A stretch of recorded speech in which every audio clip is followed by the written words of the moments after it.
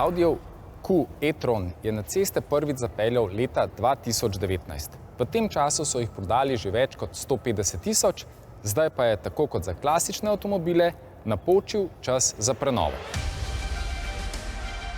In če je pri klasičnih avtomobilih ponavadi prva prenova zgolj kozmetične narave, je z e-tronom drugače. Novo je celo ime. With the new Q8 e-tron, the change in the name leads to a better portfolio fit. By looking at the upcoming electric models within the Audi AG, it was clear that we have to put our existing name into the already existing Audi naming strategy. It makes it for the customer way more easy to understand where the new Q8 e-tron fits into the portfolio. A bolj kot ime so zanimive številne druge spremembe. Kozmetično je spremenjena zunanjost, nadgrajena je tudi notranjost. A pri električnem avtomobilu vseeno najprej pomislimo na baterije in doseg.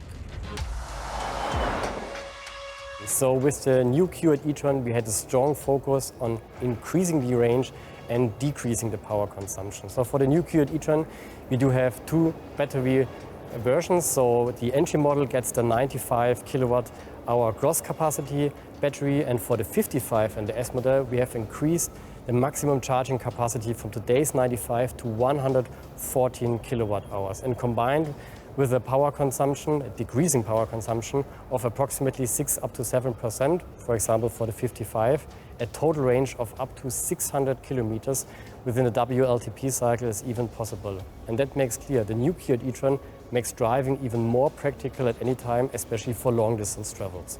Za večji doseg pa niso zaslužne zgolj večje baterije, temveč tudi aerodinamični dodatki. Especially in order to address our drag coefficient, because to increase the efficiency, we redesigned the air curtains and we add also some wheel spoilers in order to optimize the airflow around the car flanks and the wheels, and in order to improve our efficiency with the new Q8 e-tron.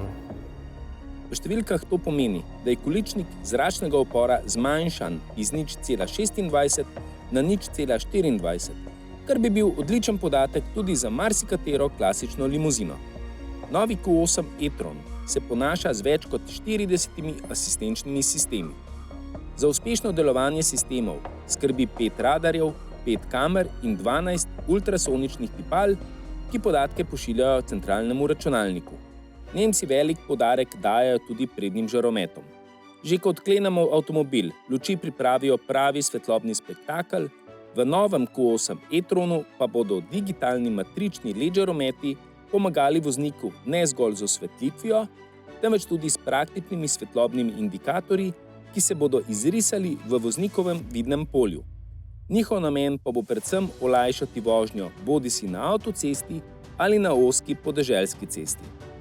Na ceste bo novi Audi Q8 e-tron, seveda tudi v družbi njegove športnejše različice SQ8 e-tron Sportback, predvidoma zapeljal v začetku pomladi prihodnjega leta. Naročiti pa ga bo mogoče tudi v Sloveniji že letos.